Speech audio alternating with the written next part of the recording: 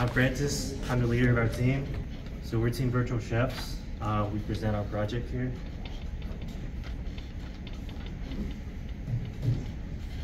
Chef Chaos. So it's kind of like a mock of our menu screen. So these are our features. We have immersive gameplay, diverse recipes and orders, interesting cooking mechanics, visual and audio feedback, and engaging movement with multitasking. Points breakdown? Yeah, in terms of the points breakdown, these are the four that we're gonna have. We're gonna utilize MRUK by Neta for the pass-through hand interaction, scene understanding, and for the multi-user, we're gonna use multi-user circuit and GNOME Core. Our initial concept is basically, have any of you guys heard of like Overcooked? Yeah. I see a few nods. So it's basically going to be like a VR version of that. A big thing we want to do is be able to dynamically understand users' environments, incorporate that into our core gameplay. It's going to encourage a lot of exercise. We have gesture support, and there's going to be a multiplayer aspect as well as ticket and time mechanics. So these are the responsibilities we have right now. Yeah, so our game is gonna feature 3 branches. So the first one is gonna be scene understanding, the second one is gonna be cooking mechanics, and the third one is gonna be ticket mechanics. We're gonna go into detail later on. Yeah.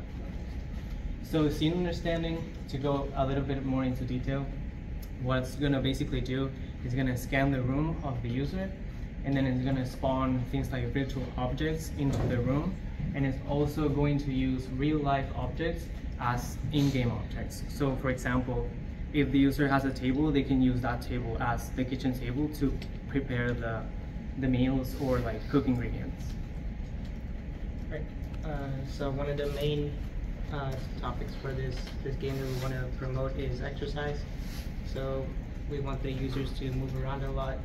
For example, they'll be working at their cooking station, and when they're done cooking, they'll bring the order back to the customer table. So because there's a lot of moving around, we have to like find the size of the room.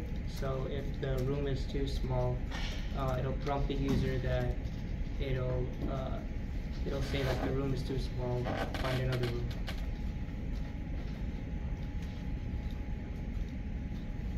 So this is a demo of scene understanding.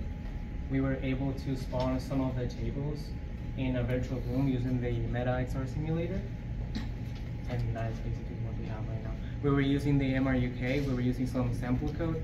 So the sample code had scripts for spawning objects on walls and ceilings, but we only took the one that spawns things on the floor. Yeah, in terms of the cooking mechanics, the plan is to, I'm gonna do the recipe combining and the ingredient management and the clean and neatness. For the recipe combining, so if the both mesh collides together, it's gonna come like a, so let's say buns and cheese is gonna be bun and cheese together. So one's gonna disappear and this one's gonna change it into bun and cheese. So for the recipes, we plan to have more recipes like later, which can be something like salads or stuff like that. In terms of the ingredient management, like if the table mesh collide with the hand, we plan to like have the objects on the hand, and for the dish table, we plan to like spawn it like every 30 seconds and make it stackable. Same thing with the cleaning. If the hand interacts with the bin mesh, then it's gonna make it disappear. It's gonna make the object disappear. All right, and so while we can, have the user be able to just get an uncooked patty and uncut tomato and put it between, some buns and call it a day, that's not really realistic. So for this reason, we're gonna give them the ability to like chop and cut their objects if they need to. So cheese, lettuce, tomato, items like that, we're able to cut and be transformed to their cut versions. And only when they're cut, they'll be able to be combined together to make a dish. And similarly, we'll have different cooking stations. So you will have a pan area where you can cook meat, and if you cook it too long, then it'll turn into burnt meat. And then if you cook it even longer, then you might have some fire. So you have to rush over to the fire extinguisher and put it out. So all these different stations, and also for cooking, you can they can either use an actual cooking, like a knife object, or they can use like a chopping kind of motion. So that in that way we'll have some kind of hand interaction, and we'll be able to detect, if this, if they're doing this, it's like chopping, so it's a knife. Maybe they'll have some kind of tenderizer. So we'll have different ideas for different tools. And so here you can see we have some assets downloaded. So using these assets, I turn them into like grabbable items. And because this is likely going to be multi-user experience, I do need to convert these to, I think, the network grabbable objects. So that still has to be done. But we can see here, and we actually have some additional videos to show the actual cutting and cooking process. So here you can see I have a knife in my hand, and its mesh collides with the cheese. So of course, the tomato we cut. And you can see here, there's a progress bar that does increment according to the progress. In the background, we have the object fully cut. That's just like for testing, which we can add like some kind of, like let's say the user has to do this dish, maybe that can be displayed there. So we can update that later. But it does track the motion of the headset. And here we have cooking. You have to kind of subvert your reality, because that's actually a knife, but it has a tag of a stove. So, when a cookable object like meat interacts with the stove, the bar increments until the seconds to cook is over, and then it transforms it into the cooked version. And the first object was a cooked object, and then it turned to a burnt. The second one was uncooked to cooked. So that's cutting and cooking. So for ticket mechanics, there's 3 different parts for this. There is when the orders are made, the tickets are randomly generated and then displayed, and then the third thing is actually detecting the objects that are being turned in and seeing if they're correct. For the ticket mechanics, there's multiple factors that encourage the user to move around and exercise, one of which is that there's a limited number of tables, and therefore they can have a limited number of customers. So if that fills up, they won't be overridden, and instead you'll have to clear it up in order to get more room for more people to move in. There's also the fact that orders could require multiple items, and you have to turn, just like a restaurant, you have to turn in those items at a similar time, else you will get a penalty for it. Giving out one item and then having them wait 5 minutes for the second item wouldn't be very nice. And as well as you have to be efficient with what you're doing, because you have to move around so much and there's multiple tables you have to take care of. So doing the cooking mechanics in a more organized way can help with that. So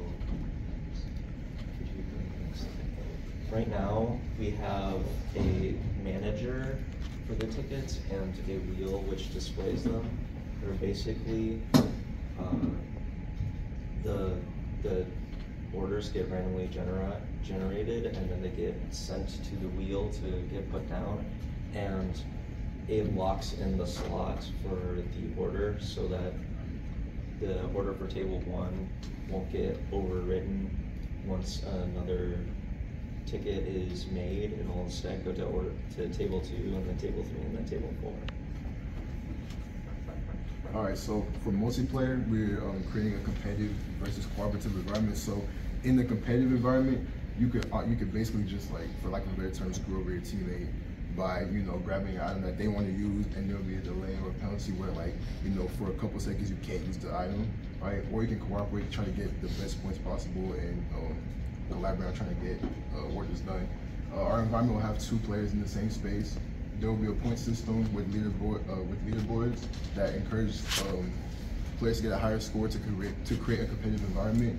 And we'll be using the multi-user starter kit and Normcore for facilitating like the headsets agree on where certain items are and connecting players to the room. And also something that is on the slide that we added was the fact that each branch of the project will work to use the multiplayer function. So we talk about our market value. So we have a multi-user aspect, and not a lot of experiences on Meta App Lab have that feature. They're mostly single player. Also, we have scene understanding. We aim to have a very good understanding of the user's environment, recognizing furniture and tables, which is something I think that not a lot of apps have also. And we're gonna have some unique and fun gameplay. We also have a wellness and health kind of focus. So we're designing a lot of our game around movement, making sure that like things are a little inconvenient for the players so that they have to like move a lot. That like facilitates fitness.